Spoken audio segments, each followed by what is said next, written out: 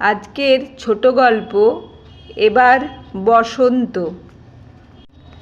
আজ মেয়েকে আনতে যাচ্ছিলেন মিস্টার চ্যাটার্জি। গতকাল থেকে বাড়ি আসেনি সে। বিগত কয়েক মাস ধরে কানে আসছিল তার মেয়ে নাকি একটা ছেলের সাথে প্রেম করছে। মেয়েকে বারবার বোঝানো সত্ত্বেও কিছুতেই শুনছিল না সে। একটাই মেয়ে তাদের। তিনি নিজে একটা কর্পোরেট সেক্টরে জব করেন।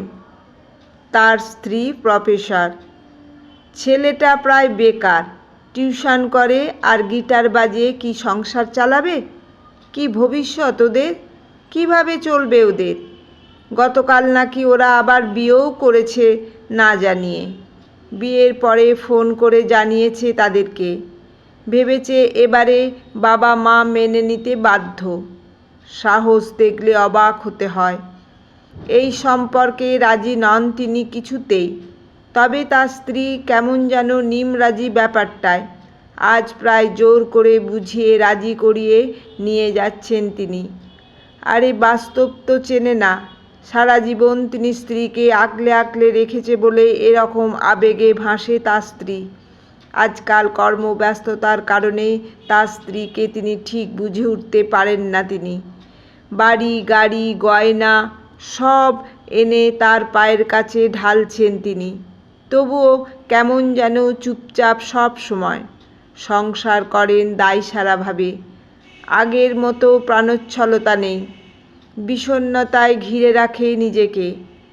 মিস্টার চ্যাটার্জির আর ভালো লাগে না সারাদিন দৌড়ঝাঁপের পরে রাতে স্ত্রীর কাছ থেকে আবার বিষণ্ণতার গল্প শুনতে। ইচ্ছে হয় মাঝে মাঝে, কিন্তু ইচ্ছে প্রকাশ করে শোনার আগেই ঘুমিয়ে পড়েন তিনি। স্ত্রী আর অভিযোগ করে না কখনো। মিস্টার চ্যাটার্জি স্ত্রীর অভিমান তাই উপহার দিয়ে ভুলিয়ে রাখতে চান, কিন্তু তবুও তার স্ত্রী কেমন যেন। উপহারেও আনন্দ নেই। মেয়ের হঠাৎ বিয়ের কথা শুনে বলেছিল, মেনে নাও, ওরা ভালোবাসে পরস্পর পরস্পরকে, দুজনে একটু বাঁচুক ভালোবেসে। কিন্তু তিনি শোনেননি এই কথা। ভালোবাসা, ইটস ওকে, কিন্তু যোগ্য জীবনসঙ্গীকে ভালোবাসলে তার আপত্তির কিছু ছিল না তো। তাই তিনি ঠিক করেছেন আজ গিয়ে মেয়েকে যে করেই হোক বাড়িতে ফেরত আনবেন তিনি। এই বিয়ে তিনি কিছুতেই মানেন না। দ্রুত গতিতে গাড়ি এগিয়ে চলেছে। অনেক দিন এদিকে আসা হয় না। ওরা এখন দুজনেই শহরের সেটেলড। এদিকে দেশের বাড়ি আসার নাম করে মেয়ের এই প্রেম। ছেলের বাড়ি এখানেই। হঠাৎ করেই মিসেস চ্যাটার্জি গাড়ি থামাতে বললেন। মিস্টার চ্যাটার্জি বিরক্ত হলেও মুখে কিছু বললেন না। গাড়ি থেকে নেমে মিসেস চ্যাটার্জি ধীরে ধীরে শিমুল গাছটার তলায় গেলেন। লাল শিমুলে ভরা গাছটার দিকে তাকিয়ে দেখল আজও বসন্তের রঙে আগুনের ছোঁয়া গাছ জুড়ে। কোকিলটা ক্রমাগত কুহু কুহু স্বরে ডেকে চলেছে। মিসেস চ্যাটার্জি এবারে তার দিকে ফিরে বললেন, মনে পড়ে তোমার? শিমুল গাছ, কোকিলের ডাক। মিস্টার চ্যাটার্জি কিছুক্ষণের জন্য বিহ্বল হয়ে পড়েন। মিসেস চ্যাটার্জি তার দিকে তাকিয়ে মৃদু হাসেন। হালকা দীর্ঘশ্বাস ফেলে বলেন, আমি জানি তোমার মনে পড়বে না, কারণ তুমি এখন যন্ত্র হয়ে গেছো। শুধু কাজ, টাকা আর উপহার। ভাবো এতেই আমি সুখী হব। কিন্তু ভালোবাসা, সেটা হারিয়ে যাচ্ছে দিন দিন। আমি যাকে ভালোবেসেছিলাম সেই মানুষটাকে আমি আর কোথাও পাই না। স্ত্রীর মুখ থেকে অনেক দিন পর অভিযোগ শুনে তিনি বলতে গিয়েও একটু থমকে যান তিনি। তারপর মৃদু স্বরে বললেন, মেয়েরা তো তাই চায়।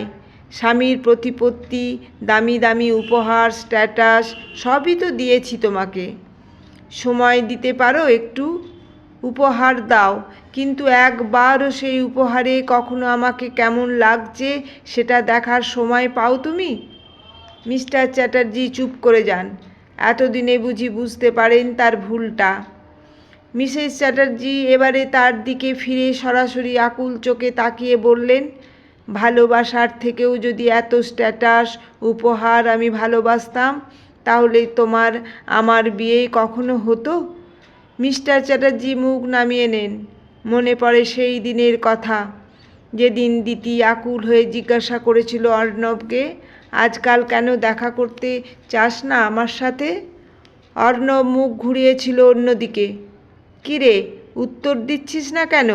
অর্ণব এবারে দিতির দিকে তাকিয়ে ধরা গলায় বলেছিল, তুই আমাকে ভুলে যা দিতি। ভুলে যাব মানে? সিরিয়াসলি বলছি, আজকের আমাদের শেষ দেখা। শিমুল গাছের উপরে ফুলের মধ্যে লুকিয়ে একটা কোকিল কুহু ডাকল। দিতি সেই দিকে তাকিয়ে খুঁজতে চাইলেও কোথাও পাখিটাকে খুঁজে পেল না। অর্ণব ফের বলেছিল, তুই শুনতে পাসনি আমি কি বলছি? দিতি চোখ উল্টে বলেছিল, কান খোলাই আছে, তাই শুনতে তো হবেই। তাহলে মনে রাখিস কথাটা, বাবা মায়ের দেখা ভালো ছেলে দেখে বিয়ে করে নিস। ও, তুই বুঝি অন্য কোনো মেয়েকে জুটিয়েছিস? অর্ণব আলতো হেসেছিল। ওদিকে বসন্তের উৎসবে কলেজের ছেলেমেয়েরা একসাথে হৈ হৈ করে উঠল রং মাখার আনন্দে। সেদিকে একবার তাকিয়ে দিতি বলেছিল, ওরে নির্লজ্জ, বছর কয়েক আগে তুই এই দিনেই আমাকে লাল আবির মাখিয়ে প্রপোজ করেছিলি, মনে আছে? বলেই অর্ণবের কাঁধ ঝাঁকিয়ে দিয়ে বলেছিল, এতদিন প্রেম করে এখন এসব বলতে লজ্জা করছে না তোর? সম্পর্ক শেষ করে দেওয়া খুব সোজা না। দুই দিকে মাথা নেড়ে অসহায়ভাবে বলেছিল অর্ণব, আমার পক্ষে তোকে বিয়ে করা সম্ভব নয়। করিস না? তোকে কি আমি জোর করেছি বিয়ের জন্য? আজ 2 বছর হলো তুই প্রাইমারিতেই জয়েন করেছিস, আর আমি বিশুদ্ধ বেকার। দিতি তখন গোল গোল চোখে তাকিয়ে বলেছিল, ও এই ব্যাপার, আমি ভাবছিলাম কি নাকি অন্য কারুর প্রেমে পড়েছিস বুঝি? তা না বেকার বলে সম্পর্ক শেষ করতে চাস? অর্ণব মুখ নিচু করে নিতেই দিতি ফের বলেছিল, আমার দিকে তাকা, চোখ তোল বলছি। দিতির ধমকানিতে অর্ণব তাকিয়েছিল দিতির দিকে। ওর চোখের কোণ চিকচিক করছিল। ভীষণ কষ্টে দিতি একটা দীর্ঘশ্বাস ফেলে অর্ণবকে জড়িয়ে ধরেছিল সে। কেন এসব বলে নিজেও কষ্ট পাস আর আমাকেও কষ্ট দিস? তোর কখনো মনে হয় না আমি আছি সব সময় তোর পাশে? অর্ণব নিজেকেই ছাড়িয়ে নিয়ে বলেছিল, সেটাই তো সমস্যা তোর। ভালোবাসার মূল্য কিভাবে দেব আমি? বছরের পর বছর বেকার বসে আছি, এত দূর পড়াশোনা করে কোথাও কিছু নেই। তোর বাড়িতে বিয়ের জন্য চাপ দিচ্ছে, আমি কোন মুখে তোদের বাড়িতে গিয়ে তোকে চাইব? পেয়ে যাওয়া জিনিস আবার চাইবি কি রে? বেশি বাজে বকিস না তো। এই নে রং মাখা, বলে সাইড ব্যাগ থেকে কাগজের ভিতরে রাখা রং বের করেছিল দিতি। অর্ণব কী করে বুঝতে পারেনি তখন দিতিকে ছেড়ে থাকার কথা সে ভাবতে পারে না, কিন্তু সে আর পারছে না। যত দিন যাচ্ছে আস্তে আস্তে নিজের উপরে আস্থা হারাচ্ছে সে। তার ওপর প্রতি মাসেই যখন দেখা হয় দিতি তার হাতে জোর করে যতটুকু পারে টাকা দেয় পরবর্তী চাকরির ফর্ম ফিল আপের নাম করে। প্রতিবার অর্ণব হীনমন্যতায় ক্ষত বিক্ষত হতো, প্রতিবার বলতে চায় সম্পর্ক শেষ করার কথা, পারে না। সেদিন খুব মনের জোর নিয়ে এসেও দিতির ভালোবাসার কাছে হেরে গেছিল আবারও। দিতি রংটা দেখিয়ে বলেছিল, একদম কপাল থেকে টানবি সোজাসুজি। অর্ণব তাকিয়েছিল দিতির দিকে, বুকের ভিতরেই ভালো লাগার রেশ। আবির নিয়ে দিতির কপাল মাথা ভরিয়ে দিতেই দিতি চোখ বন্ধ করে একগাল হাসে। তারপর বলেছিল, বিগত 3 বছর ধরে এভাবেই সিঁদুর মেশানো লাল আবির পাড়াচ্ছিস আমায়। 7 জন্ম তুই আমার কবেই হয়ে গেছিস, অতএব এসব আর বলিস না। অর্ণব অবাক হয় ভীষণ।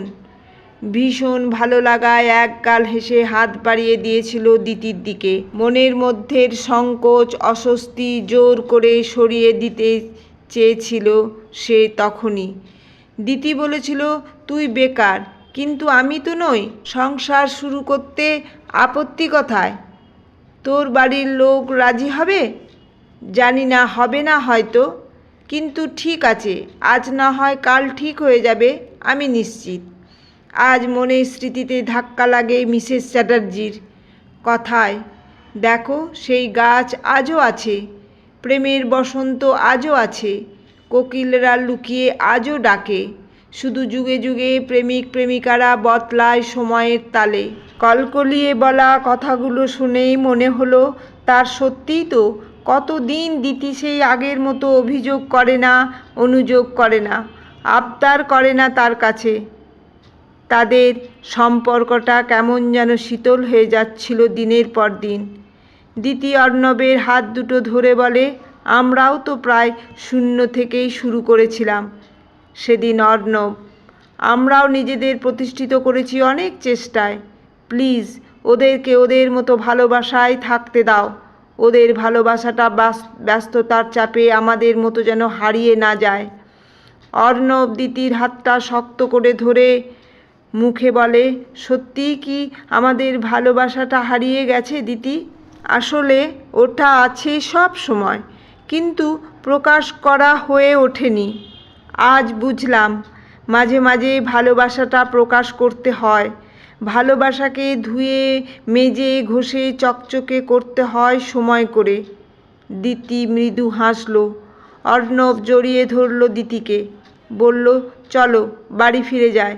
ওরা ভালো থাকুক, খালি হাতে আশীর্বাদ তো করা যায় না। কাল পরশু এসে ওদেরকে আশীর্বাদ করে যাব। অর্ণব গাড়ি ঘোড়ায়। দিতি মৃদু হেসে তার হাতটা হাতের মধ্যে নেয়। নাছোড়বান্দা বসন্তের কোকিলটা তখনও ডেকে চলেছে।